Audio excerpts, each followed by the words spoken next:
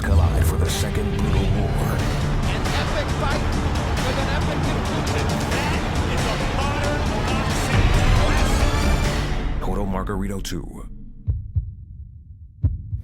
Okay, I'm assuming everyone's ready. This is a meeting of the New York State Athletic Commission. It is Tuesday, November the 22nd, approximately 4 p.m. Present for the commission is Judge Edwin Torres, Commissioner Tom Santino, and of course Chairwoman Lathan. The third item on the agenda for today is deliberation on the pending application for a professional boxing license of Antonio Margarito. I have no idea, no problem with him doing another eye exam. I think he'll pass with flying colors. But from the outside, you can't understand it. And from the inside, you can't explain it. So, fingers are crossed, but I have, the utmost belief that his eye is 100% to fight anywhere. We asked for this work, these papers, these exam papers. We asked that we get this process started back in September, I believe, somewhere around that date. I can't be absolutely sure, but it was a while ago. We asked that all of the paperwork be given to us so that we would not be here today at this point right now. It did not happen that way. Did not happen that way. I was trying to avoid that, suggested that he get his medicals, suggested that he get his paperwork in so that he can get his license before anything happened, and so that if for some reason he were not deemed qualified or fit to be licensed, then you could have an alternative available if that happened. But that didn't happen, and so here we are today in a position where we don't wish to be, where it's totally unfair for my commission to be put in this position, and I'm just as pissed off as anybody else, to be very honest with you. This examination is extreme disruption and interruption to his training at this late time. But Antonio and we wanted to show the commission and everybody else that we have nothing to hide. We feel terrible. When we had our conversations with Antonio this morning, he was pointing out he's at the height of his training. Every day, running, sparring, working out, mitts, everything a boxer does, and missing a day for an examination is both physically taxing and mentally taxing. He doesn't know what his future holds. This entire episode is tough on him, but the warrior that he is, he's pressing on, and he authorized us to make the statement that I did. Incredibly frustrating. Incredibly frustrating. We have been an open book from day one with this commission, and there were half a dozen communications between doctors beforehand. We offered to provide every piece of paper in Antonio's medical chart, and we did so. And to have to go through this next step at this time is extremely frustrating. If you're reading this like a jury, does it worry you that they're out so long, or make you feel better? Nothing about this process has made me feel good, so. That they're out for so long would indicate that there's some kind of political debate going on in there. When did Margarito get to town, and when was he actually examined by their doctor? He was examined by our guy that we found early in the morning yesterday, and their guy at 3:30 yesterday. 3:45. 3:45. And he came in the night before. We flew in With a few hours sleep, it was just. He was flown in private from Mexico. All of this should have been completely unnecessary because we presented the testimony of the doctor who actually did all these procedures. And Dr. Crandall from the Moran Eye Institute. did Margarito go back Monday night? Yes. He went back last night. He actually went to San Diego.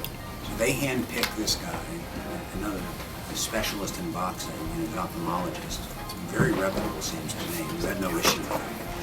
They wouldn't tell us who it was. Are you talking about Goldstein? Goldstein. How did you find out it was Goldstein? Found it out at the last minute. When did we find out? Shortly before the examination, a couple hours before. Yeah. They just told us where to have Tony go. Just really a disgraceful process. So now every single physician who's actually examined Tony has concluded he's fit.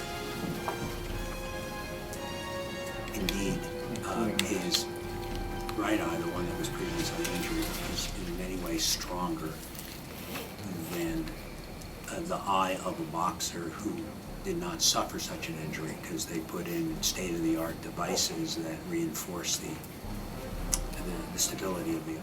You've been in front of a lot of boxing commissions. How does this one differ from your experience in Nevada, California?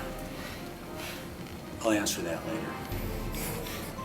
I'm being told to stop talking, so. I am therefore going to turn the discussion over to Judge Torres and Commissioner Santino for a presentation of the Commission's decision regarding the application of Antonio Margarito. First, the commission will address the issue of the applicant's license revocation in California in 2009 relating to the Mosley fight. Evidence has been introduced, including an affidavit from the applicant himself, detailing the rehabilitative steps taken to ensure that all the rules of the commission will be followed. After due consideration of the evidence of rehabilitation, the commission finds the issuance of a license to the applicant not to be contrary to the best interests of boxing. Further, following the thorough examination performed by Dr. Goldstein and his testimony that it is his opinion that the condition of Mr. Margarito's eye is such that he is fit to be in the ring, the commission rules that Mr. Margarito's petition for licensure in New York is granted. I understand that the commission was determined to get to the bottom of the health of Mr. Margarito's eye, but this process should have been expedited and streamlined in a way that would not have brought us to the eve of this fight and having to bring Mr. Margarito down from the mountains of Mexico where he was training, make a last-second flight down here to New York and then go back to Mexico. It interrupted his training. It was an arduous ordeal for him, pins and needles waiting to find out whether he was going to be fighting or not here in Madison Square Garden. But at least that part is behind us now, and he can look forward to finishing his training and getting ready for the fight. I think you know, it's a relief. You know, Dan and David and his staff were incredible. I mean, we could never have done it without them. I mean, you talk about the countless hours. I mean, David taking a red eye back here. All of us, you know, scrambling from locations, me on the phone with the commissioners from Alabama to Mississippi to Colorado to Arizona. And the truth was this event is for the fans, and we wanted this event for the fans. And in no way, and I make this crystal clear, in no way would we ever jeopardize the health and safety of a fighter that we are promoting or a fighter that we think we're going against. And that was why he went to Crandall at the beginning and the Utah Moran Eye Institute, and we had the best guys in the world on this. If he had no career, we wanted to know he had no career. And that was what was so difficult for us. We thought that we had it solved, right? He had hope. I mean, Tony, when they called me from Utah, before Crandall said, him and Michelle are crying in his office because he says, you have no problem, you have a career. I mean, that's emotional for everybody. He thought at some point if this technology of this cataract removal did not exist, his life to earn money for his family was over. And they called with tears in their eyes. And we said, go take it. Go do this. This is state-of-the-art technology, and you should be entitled to the best medicine in the world. Did you guys pay for it?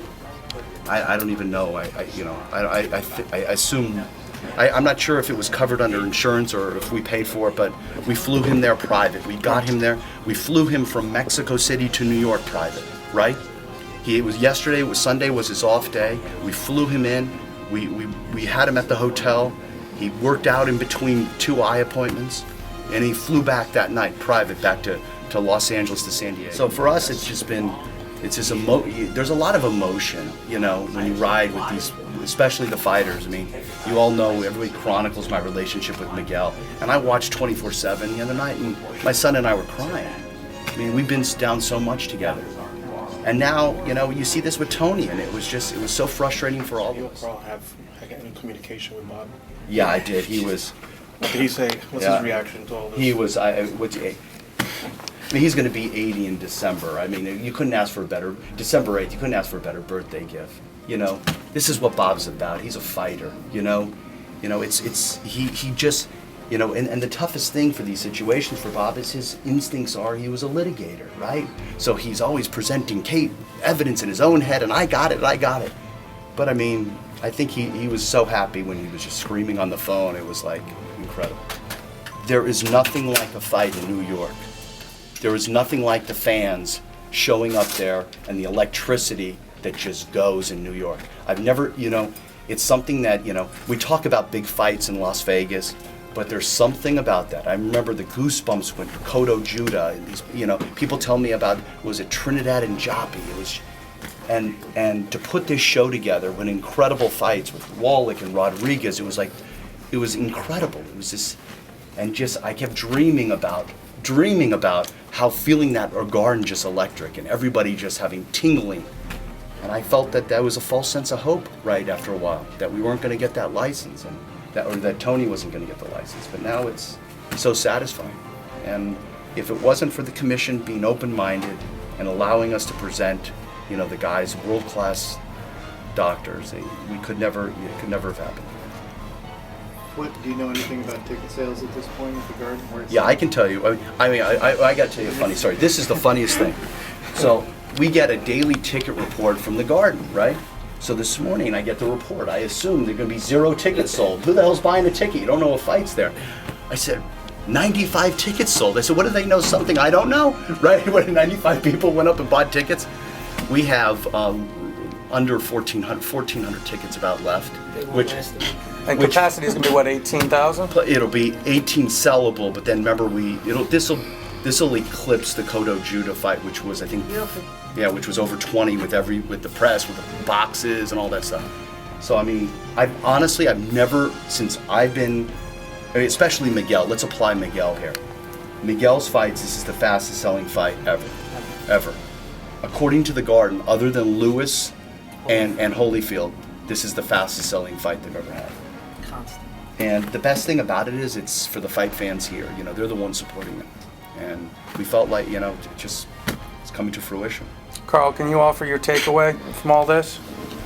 It's been draining, but it's been worth it because, like Todd and I was talking about this, you know, this card is a great card, but the fact it's all about the Garden, it's all about New York and ending up the year for boxing on this event. And, you know, if we would have had to move it to Mississippi or Denver or whatever, respectfully, we would have lost what the whole emotion was about going to New York with. And you know, we all said earlier that renovation is going to need a renovation. This is going to be wild, and it's great for sport.